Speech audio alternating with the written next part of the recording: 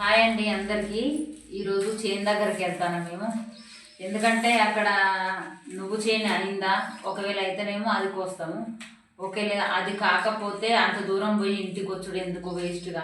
మళ్ళీ అసలుకే మా చెలక చాలా దూరం ఉంది, 2 కిలోమీటర్లు అట్లా ఉంటుంది. అంత దూరం పోయినాక విత్తనాలు అన్న అలుకొద్దాము. నువ్వు చేను అయితేనేమో నువ్వులు కోద్దాము, నువ్వులు కాకపోతేనేమో విత్తనాలు అలుకుదామని విత్తనాలు కొనబోతాము. అంటే మేము చాలా కాదు, మా ఇంటి మందమే. పాలకూర, ఇదేమో చుక్క పువ్వు, ఇదేమో మెంతులు, ఇది పాలకూర, ఇదేమో హైబ్రిడ్ ధనియాలు, ఇదేమో దేశవాళ ధనియాలు, ఇవి కూడా పాలకూరనే.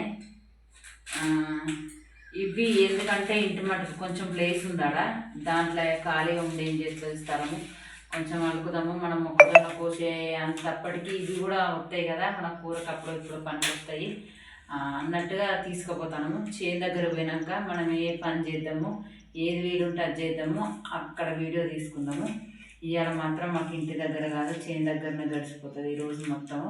ఎండ ఎట్లనో ఫుల్గా కొడుతుంది. ఎట్లా కొట్టినా తప్పదు, చూద్దాం. అక్కడ పోయినాక పొజిషన్ ఎట్లుంటుందా మరి. అక్కడ పోయినాక విత్తనాల పని అవుతుందా, నువ్వుల పని అవుతుందా, లేకపోతే ఇవేవి కాకుండా ఈ 2 పనులు మాకు చేయరాకపోతే నేను మా పండే ఉన్నాను ఈరోజు. మా ఇద్దరికి పని చేయడానికి రాకపోతే మొక్కజొన్నకు నీళ్ళు కట్టడుంది. అక్కడ పోయినాక 3 పనులు ఉన్నాయి. ఏదన్నా ఒక్కటి కంపల్సరీ చేసుకొని వస్తాం. సాయంత్రం దాకా ఇంటికి రాక సరేనా. చేను దగ్గర పోయినాక ఏం పని చేస్తామో అప్పుడు వీడియోలో చూద్దాము. ప్రస్తుతానికి మాత్రం ఇప్పుడు ఇంటికాంచి ఇవన్నీ చదువుకొని పోవాలి. అన్నం అయితే తీసుకోపోవట్లేము అబ్బా, ఎందుకంటే అన్నం తిన్నాం ఇప్పుడే. ఇక మళ్ళీ అక్కడ తీసుకుపోయి అక్కడ కోతులు ఉంటాయి బాగా, మేము తీసుకుపోయినా మా దాకా రానివ్వన్నాము, అందుకోసమనే తీసుకుపోవట్లేదు. దగ్గరకు వచ్చినాము, చేను దగ్గరకు వచ్చినాము. ఇంత టైం పట్టింది మా చేను దగ్గరకు వచ్చరికి. నువ్వుకాయ అయింది అంటే మేము తోటలో అప్పుడు తోట ఇటు కడకంత మంచిగా లేదు కదా, మంచిగా లేకపోయేసరికనే నువ్వులు అలికినాము. ఇక నువ్వుకాయ చూడు ఇట్లా అయింది. ఇగో ఇట్లాంటి టైంలో కొయ్యాలి. ఇక దీన్ని అంత చెట్లన్నీ కోసి పక్కన వేసిన తర్వాతకి కట్టలు కట్టి పెట్టిన తర్వాత ఎండినాక కొట్టాలి. నువ్వుకాయ అవడం అంటే బాగా ఎండిన దాకా ఉంచొద్దు. ఇగో ఇట్లాంటి టైంలో కొయ్యాలి, దీన్ని తీయాలి చెట్లని. అందుకోసమని మేము ఇప్పుడు ఇక నువ్వుకాయనే కొద్దాం. మాకు ఇలా నువ్వుకాయ పనే సరిపోతుంది. ఇక అంత కొత్త ఎంత అవుతుందో చూద్దాం. ఎంత అవుతుందో చూడడానికి వీలు ఉండదు, ఎందుకంటే అంత కుక్క చెయ్యం ఈరోజే. కోసరు అయిపోయిన తర్వాతకి ఎక్కడిదక్కడనే తెప్పలు వేసి ఉంచుతాం.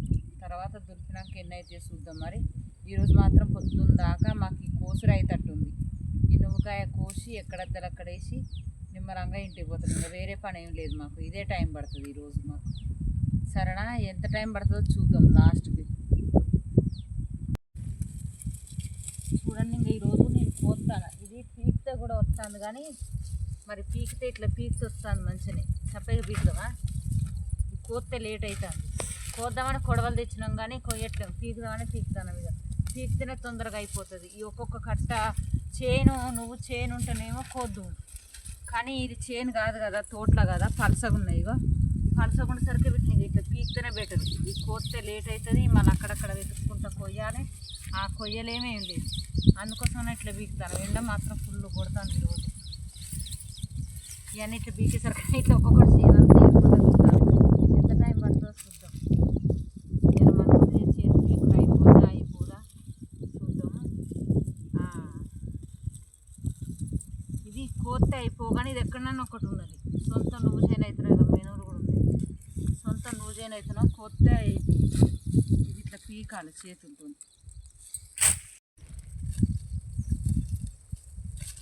సగం కోసినాం, ఇంకా సగం ఉన్నది. ఎండేమో బాగా కొడుతుంది, ఇది ఎప్పుడైపోద్దో ఏమో. ఇది నేనేమనుకున్నా అంటే తొందరగానే అయిపోతుంది కావచ్చు, సరే కోసొద్దాంలే అనుకున్నా. కానీ ఇది తొందరగా కానట్టుంది, ఎంత కోసినా ఉడతలేదు అసలు. అప్పుడు తోట మంచిగా లేకపోయేసరికి ఇది చాలా ఆలోచన. ఇది చూడు ఒకసారి, ఇదంతా ఎట్లుందో. అదంతా అయ్యేసరికి ఎంత టైం అవుతుందో ఏమో, చాలా టైం పడుతుంది. మళ్ళీ ఇదేమైందంటే అటు ఇటు పడ్డది. ఇట్లా వరుసగా మంచిగా ఇట్లా నిలబడి ఉంటున్నావు, దబ్బున కోసురావు. ఇది అటు ఇటు పడేసరికనే అది దబ్బున కోసురు కావట్లేదు, లేట్ అవుతుంది దీన్ని కోసు.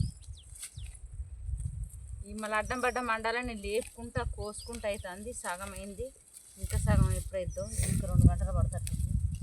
మంచిగా ఉంటే తొందరగా అవుతుంది. ఏ పంట అయినా పండిన పంట తొందరగా పని అవుతుంది, కానీ ఇట్లా పండిన దానికి పని ఎక్కువ అన్నట్టు వెనకటి పెద్ద మనుషులు వస్తాగానే అనలేదు. ఇట్లాంటి పండిన వాటికే పని ఎక్కువ ఉంటుంది. ఇక ఈ అడ్డం పడి మస్తు లేట్ అవుతుంది. అడ్డం పడుకుంటుంటే బాగుంది అసలు.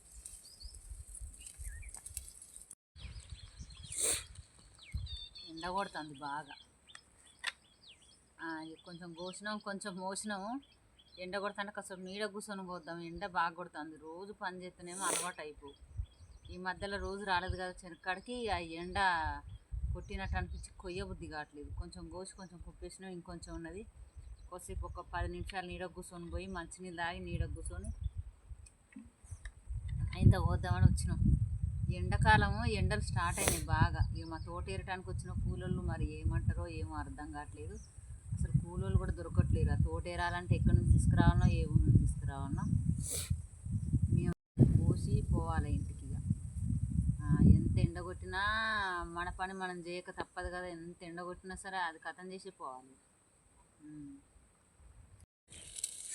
ఇదంతా కోసుడు అయిపోలేదు, ఇంకొంచెం ఉన్నది. కోసుడు ఇంకా అయిపోలేదు కానీ ఇంకా కొంచెం ఉన్నది కానీ కోసిన కాడికి కొంచెం కుప్పలేద్దాం. ఊకే కోసరికనే యాస్టకు వచ్చినట్టు అవుతుంది. కొంచెం కుప్పలేసి మళ్ళీ తర్వాతకి మళ్ళీ మిగతాది కొద్దామని కొత్తాను. దీన్ని కోసి తొక్కడ కుప్పలేద్దాం. ఇక్కడ వేసినాం కడకు.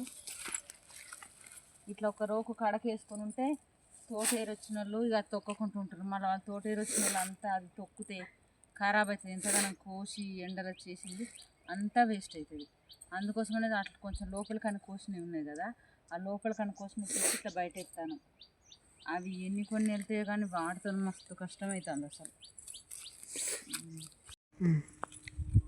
కోసుడు అయిపోయింది. అటు ఇటు కష్టపడి ఎండల్లా నీడల్లా కూర్చొని చేసి కాసేపు కూర్చొని కాసేపు కోసి అటు ఇటు అంతా కథం చేసినాం. కోసినాం, నువ్వు కట్టే కోసినాం కానీ సగం మాత్రమే బయట వేసినాం, ఇంకా సగం ఉంది. ఇక ఆయన మాకు ఇప్పుడు టైం లేదు. ఆ సగం కూడా వేద్దాం కానీ ఆ సగం రేపు ఎత్తాం. ఇంకా ఆ తోట ఏరే రోజు ఎట్లా కూలీలు వస్తారు కదా, ఆ రోజు ఇక వాళ్ళు చాలు పట్టుకొని వాళ్ళు ఏరుతుంటే మేము ఉన్న సగం బయట ఎత్తాం. ఇప్పటి వరకు మాత్రం ఎండ కొడతా అంటే కూడా కాసేపు నీడ కూర్చొని కాసేపు మంచినీళ్ళు తాక్కుంటా ఇంకా ఆయనతో కథం చేసినాం. ఇంటికి పోతాను. అటు ఇటు చేసి అంతా కథం చేసినాము. ఇక ఇంటికి పోయే ముందు ఈ పొద్దున్న దాకా ఎండ బాగా కొట్టింది కదా, ఇంటికి పోయే ముందు ఇక్కడ పొలంలో మోటార్ పోతుంది. మోటార్ దగ్గర కాళ్ళు చేతులు ముఖం కడుక్కొని పోదాము. కొంచెం చల్లగా ఉంటుంది అన్నట్టుగా కడుగుతాము. అట్నే కొంచెం ధూపు అవుతుంది. మేము ఒకటే వాటర్ బాటిల్ తెచ్చుకున్నాము, అవి సరిపోలేదు.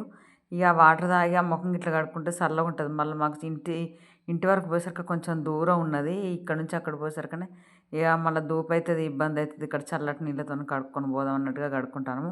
మా చిన్నోడేమో ఓ మమ్మీ అలా పడతావు, ఆ పొలంలో గుంత ఉంటుంది, ఊకే రోజు మోటార్ పోతుంది కూడా ఆ గుంత ఉంటుంది, జాగ్రత్తగా అలా పడతామని వాడు అంటాడు. ఇక ఇంటికి వచ్చిన తర్వాతకి మళ్ళీ బట్టలు ఉన్నాయి చాలా. మళ్ళీ ఈ బట్టలు ఇడిచిన బట్టలు ఉంటే నాకు అసలు మంచిగా అనిపించదు.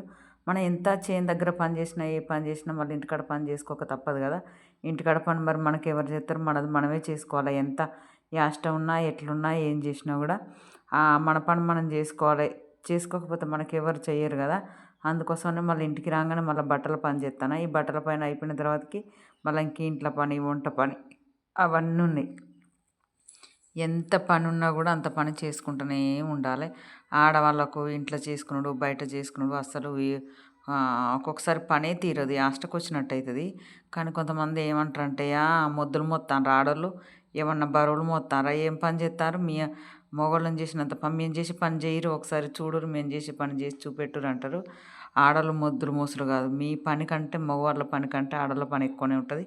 కాకపోతే వాళ్ళ పనికి వాల్యూ ఉండదు అంతే. వాళ్ళ పనికి వాల్యూ ఉంచరు, వాళ్ళు చేసిరని అనరు ఎవ్వరు.